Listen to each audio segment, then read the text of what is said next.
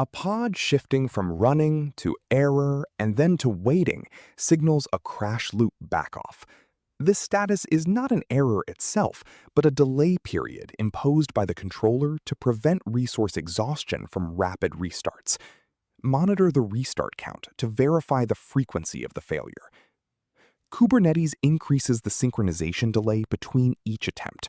The wait time starts at 10 seconds and doubles after every failure, capping at 5 minutes. This prevents the API server and the underlying container runtime from being flooded by a process that cannot sustain itself. Execute the describe pod command to access the internal lifecycle events. Look specifically at the container section to find the last state. This field reveals the exit code and the timestamp of the last termination, which are vital for distinguishing between infrastructure issues and application bugs. If the exit code is 0, the container finished its task successfully. This often happens because the process was not a persistent daemon, or the entrypoint script completed its execution.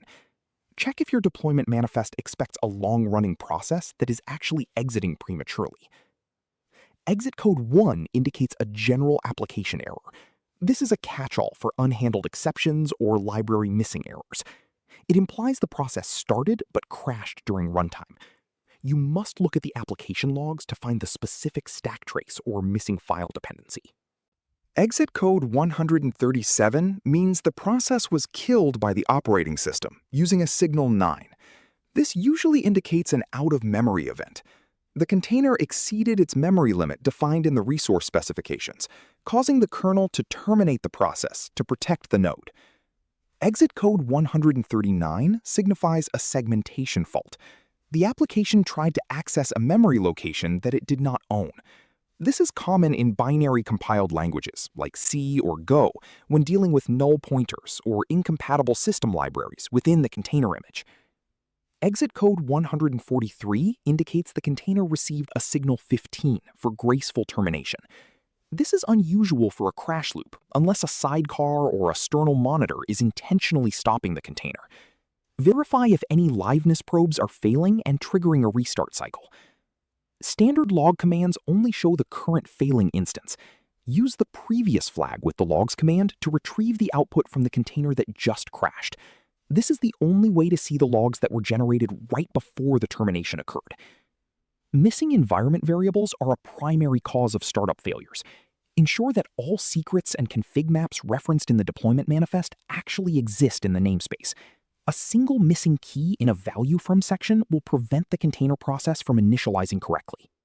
Kubernetes does not validate the content of config maps during deployment. If your application expects a specific format, like JSON or YAML, and the config map contains a syntax error, the application will crash. Always validate your configuration files before creating the Kubernetes resource. Permission-denied errors often occur when a container runs as a non-root user but attempts to write to a mounted volume. Use the security context field to set the correct file system group ID. This allows the container to access the persistent volume with the necessary write permissions. If your security policy enforces a read-only root file system, the application must be configured to write temporary files to memory-backed volumes. Any attempt to write to standard locations like temporary or log directories will result in an immediate crash with a read-only file system error. Applications often crash if they cannot connect to their database during startup. Check if the database service endpoint is reachable from the pod namespace. Use a tool like netcat in an ephemeral container to verify that the target host and port are accepting connections. Incorrect service names in connection strings lead to resolution failures. Verify the fully qualified domain name of your internal services. Remember that services in different namespaces require the namespace suffix to be resolved correctly by the internal core DNS provider. A container will crash if it tries to bind to a port already in use or restricted. Ensure the container port in the manifest matches the port the application listens on. Also, privileged ports below 1024 require root privileges, which are often restricted in production clusters.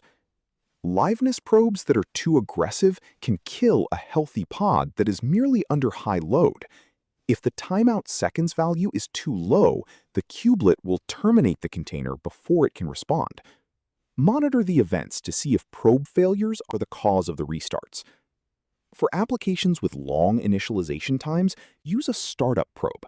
This probe disables liveness and readiness checks until the application is fully started. This prevents the container from being killed during its boot sequence, which is a common cause of crash loops in legacy Java applications. Understand the distinction. A failed readiness probe removes the pod from the service load balancer, but does not restart the container. A failed liveness probe triggers a full restart.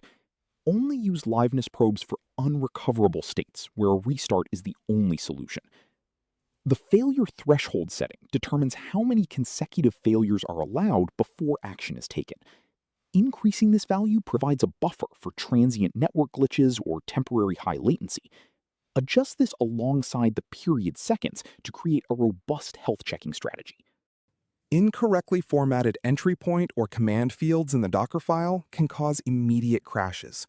If you use the shell form, signals like sigterm may not reach your application. Always prefer the exec form, which is an array of strings, to ensure proper process management and signal handling. When your entry point is a shell script, it must use the exec command to replace itself with the application process. Without this, the shell remains as process ID 1, and your application will not receive the shutdown signals, leading to forceful kills and potential data corruption. Running an image built for x86 on an ARM64 node will cause an immediate crash, often with an exec format error. Always check the node architecture and ensure your container images are multi-architecture or match the specific target hardware of your cluster nodes. Python applications and crash loops often suffer from missing shared objects or incompatible binary wheels. If a dependency requires a specific system library not present in your base image, the import will fail at runtime. Verify your Docker image layer by layer for missing system dependencies. Java applications can crash if the maximum heap size is larger than the container memory limit. Use the use container support flag to make the virtual machine aware of the control group limits. This prevents the application from over-allocating memory and triggering an out-of-memory kill.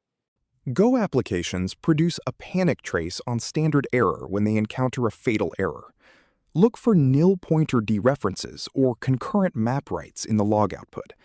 These issues are often race conditions that only appear under the specific timing of a cluster environment. In Node.js, an uncaught exception or an unhandled promise rejection will terminate the process unless a global error handler is present. Check the logs for the specific error message and stack trace. Use a process manager or robust error handling to prevent the entire pod from crashing. In a service mesh, the sidecar container must be ready before the application container starts if the app requires network access immediately. If the app tries to connect to a database before the proxy is up, it may crash. Order your container starts or implement retry logic. If an init container fails, the main application container will never start, and the pod will enter a crash loop. Inspect the logs of the init container specifically. These containers are often used for database migrations or configuration fetching and are prone to connectivity or permission issues. Extreme CPU throttling can slow down an application so much that it fails its liveness probes. While CPU limits do not kill the process, the resulting slowness triggers the health check timeout. Monitor the pod metrics for high CPU throttling percentages to identify this hidden cause. When a pod is crashing, you cannot execute commands inside it. Use the kubectl debug command to attach an ephemeral container with specialized troubleshooting tools. This allows you to inspect the file system and network environment of the failing pod without modifying the original image. Once inside an ephemeral container, use tools like curl or dig to test external dependencies. This bypasses the application code and tests the infrastructure directly. If you can reach the database from the debug container, the issue lies within the application's connection logic or configuration. If live debugging is not possible, use kubectl debug with the copy-to flag to create a duplicate of the pod. You can change the entry point to a shell, allowing you to manually start the application and observe the crash in an interactive environment. Sometimes the issue is the host node. Check for disk pressure or PID pressure on the node where the pod is scheduled. If the node is out of disk space, the container runtime cannot create the necessary layers, causing a failure that looks like an application crash. Use Prometheus to track the rate of container restarts across your cluster. An alert should trigger if the restart rate for any pod exceeds a specific threshold over a 5-minute window. This allows you to proactively identify crash loops before they impact user traffic. Configure Alert Manager to group restart alerts by namespace and deployment name. This prevents alert fatigue when a single deployment with many replicas enters a crash loop. Detailed alert annotations should include the exit code and the pod name for immediate context. Centralized logging systems like Loki or Elasticsearch are essential for debugging crash loops at scale. They preserve logs even after the pod is deleted. Use log patterns to search for common crash signatures like connection refused or null pointer exception across your entire fleet. If a new deployment triggers a crash loop, use the rollout undo command to revert to the last stable version. Automated deployment pipelines should include a health check step that monitors the pod status for several minutes before considering the deployment successful. Implement signal listeners in your code to handle sigterm. Close database connections and finish processing current requests before exiting. This ensures that when Kubernetes stops your pod, it does so cleanly, preventing unfinished transactions and making the logs easier to read during troubleshooting. The horizontal pod autoscaler can exacerbate a crash loop by creating more failing pods to meet demand. If the crash is due to a shared resource like a database lock, more pods will only increase the contention. Temporarily freeze scaling while investigating systemic failures. Be aware that pods in a crash loop do not count towards the healthy replicas in a pod disruption budget. This can block node drains and cluster maintenance. You may need to manually delete the failing deployment to allow the cluster to perform necessary infrastructure updates. Verify if your pod is being scheduled on nodes with specialized hardware or issues. Taints on a node can prevent pods from running correctly if tolerations are missing. Conversely, a pod might be stuck on a bad node because it has a toleration for that specific taint. After applying a fix, monitor the pod for at least 10 minutes. The backoff timer resets only after a period of successful operation. Ensure the restart count remains static and the status stays as running. Check the logs one last time to confirm no silent errors remain. When a crash loop occurs, check exit codes first, then previous logs, and finally environment configuration. Most issues stem from resource limits, missing secrets, or failing connectivity probes. Systematically eliminating these variables will lead to a swift resolution of any crash loop backoff state.